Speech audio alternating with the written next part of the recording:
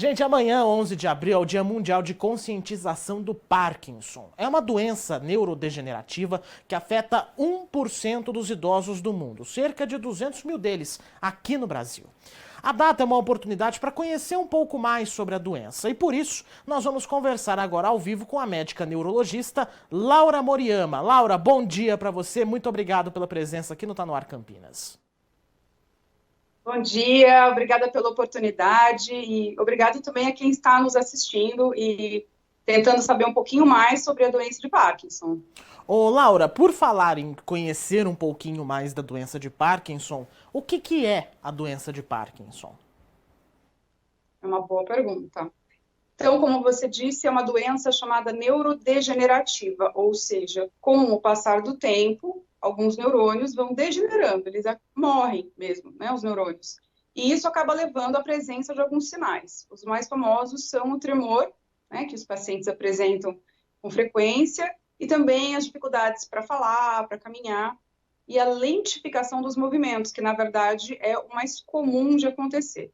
Além disso, existem outros sinais também não motores da doença, como depressão, ansiedade, alteração intestinal, e assim vai, são várias alterações. Você está falando das alterações aí, como algumas coisas intestinais, mas antes da gente entrar nesse tema, até porque tem muita curiosidade que eu tenho certeza que o pessoal em casa não sabe, eu só queria perguntar se o Parkinson, ele é uma doença adquirida, ele é uma doença que pode ser pega durante a vida, ou se ela é genética, se é uma questão anterior a simplesmente poder pegar, entre aspas. É uma ótima pergunta, a gente recebe muito isso, né, na Associação Campinas Parkinson, onde eu sou voluntária. Aliás, é uma ótima oportunidade para a gente falar da associação. Estamos aqui para apoiar a comunidade aqui de Campinas, mas regional também, até de outras regiões, com vários voluntários, tanto da área de saúde, quanto portadores e também cuidadores, que se dispõem a prestar esclarecimentos, dar apoio, né, e disseminar mais informações, como essa, por exemplo, que você perguntou, puxa, mas será que é genético? Muita gente fica com essa pergunta quando é diagnosticado. Será que meu filho vai ter, minha filha?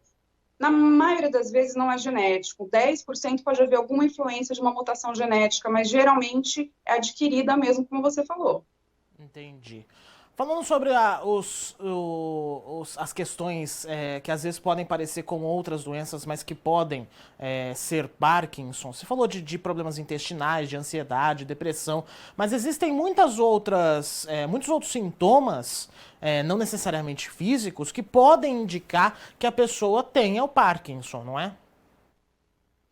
Isso. Então, assim, a gente hoje em dia conhece o que a gente chama de sintomas pré-motores do Parkinson. Antes de desenvolver o tremor, a lentificação, o paciente apresenta outras coisas e é uma combinação de sintomas meio inespecíficos, né? Você vê depressão, ansiedade. Quem não tem sintomas de ansiedade e depressão, ainda mais com essa pandemia que estamos vivendo? Agora, por exemplo, a constipação intestinal é muito frequente, mas ela também afeta muitas mulheres, né? Então, assim, é difícil falar que é específico do Parkinson. Transtorno do sono, gritar, xingar, bater durante o sono, um pouco talvez mais específico de Parkinson, mas também pode acontecer em outras condições, pode ser só um pesadelo. Então, existe uma constelação aí de sintomas antes dos sintomas motores, mas nós não temos uma acurácia suficiente para olhar um paciente nessa fase e falar que ele tem ou não tem Parkinson e se ele vai ou não vai desenvolver Parkinson com certeza, né? Os exames para poder se descobrir o Parkinson são quais? Ressonância, tomografia? Olha que pergunta excelente essa. Na verdade, os exames não diagnosticam Parkinson. Ainda hoje, o diagnóstico de Parkinson é clínico e ele é melhor quanto mais experiente é o especialista.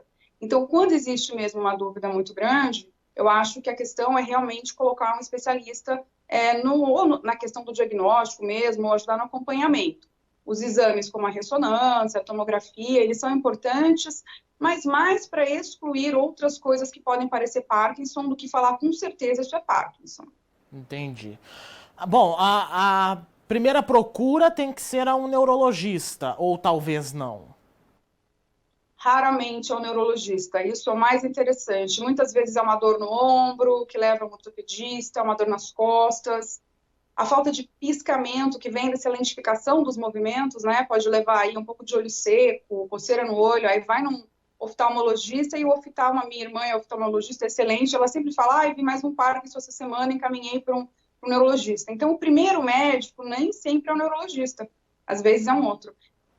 O geriatra, né, ou então um médico que é especializado em medicina de família pode manejar muito bem o Parkinson, né, mas quando tiver dúvida, deve procurar um especialista sim. Você falou da associação Campinas, da associação aqui em Campinas, queria que você desse mais detalhes sobre essa associação. Obrigada por essa oportunidade para a gente divulgar esse trabalho, né? É uma entidade que reúne vários voluntários, o trabalho lá é todo voluntário, de pessoas que querem ajudar a comunidade, né, de portadores e de cuidadores e até de nós mesmos, profissionais da saúde. Então, o que nós temos disponível na associação são aulas, são encontros sociais, prática de esportes, aula sobre, por exemplo, questão fonoaudiológica ou então de fisioterapia dada por profissionais e reuniões, por exemplo, de cuidadores para tratar do estresse do cuidador. E, às vezes, um momento de desabafo mesmo, para falar de coisas como preconceito, discriminação, né? De informação em geral que justifica a condição. Justamente isso que eu ia te perguntar agora. Pessoa que tem Parkinson, ela é muito discriminada nas ruas, né? O preconceito ainda é muito grande, não é? É muito grande, assim. Pensar que nós já evoluímos tanto em termos de preconceito, mas quando uma pessoa se depara, né, com uma pessoa que está tremendo, que está tendo movimentos involuntários, às vezes pela medicação, ou que está com uma hipersalivação, aquela babinha, né, escapando ali pelo canto da boca, porque não está conseguindo engolir direito.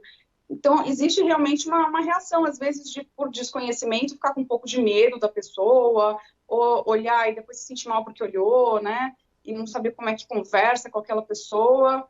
Quem tem Parkinson é como qualquer um de nós, né? A gente tem os nossos problemas, todos nós, temos as nossas soluções, todos nós, e a questão é andarmos ali juntos, né? Eu tenho certeza que o portador vai ficar muito feliz se as pessoas conversarem de uma maneira compassiva, esclarecedora, ou então perguntarem coisas. E, claro, a gente, quando faz programas como o seu, aumenta a conscientização das pessoas para que possam estar fazendo essa aproximação para a própria família. Às vezes tem um familiar com Parkinson, não sabe, puxa, o que eu posso fazer, como é que eu posso ajudar? Às vezes procura a associação para se informar sobre isso, e aí já chegar mais informado no familiar.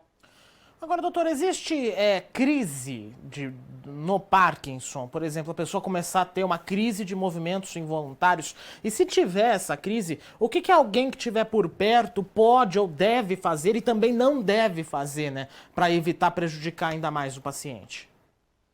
Olha, que informação médica está importante. A doença de Parkinson, no geral, segue um curso lento, não dá grandes sustos nas pessoas, mas ela flutua durante o dia. Então, há momentos em que a pessoa fica mais travada, mais lenta, e momentos que ela pode ficar mais, assim, mais ágil, porém ter esses movimentos involuntários, como você falou, uma crise, né? São os movimentos, às vezes, de ombro, de pescoço, até de braço. E isso, quando o paciente tem isso, eu acho que o melhor é acalmar a pessoa, porque tudo que é movimento involuntário em Parkinson e outras condições piora com o nervoso.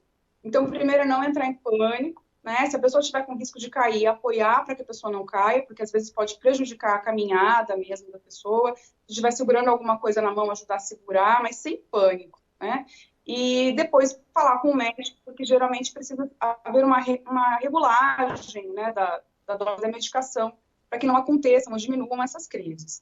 Mas uma outra crise importante é a crise de endurecimento que dura muito tempo e o paciente vai ficando duro, duro, duro, além daquilo que acontece no dia a dia. Isso pode significar uma emergência médica. Se começar a ter essa crise, fica muito duro, especialmente se tiver febre, né, de tão duro que tá, tem que ir para o pronto-socorro. Aí é uma questão diferente. Entendi. Doutora Laura, muito obrigado pela presença aqui no Tá no Ar Campinas. Acho que a gente conseguiu esclarecer algumas questões aí bastante importantes com relação ao Parkinson, não é? Muito obrigada, eu que agradeço você ter nos convidado para divulgarmos um pouquinho mais a ACP aqui. Falar nisso, qual que é o endereço? Tem nas redes sociais? campinasparkinson.org.br. Nas redes sociais, você pode dar Google, escrever Campinas Parkinson também.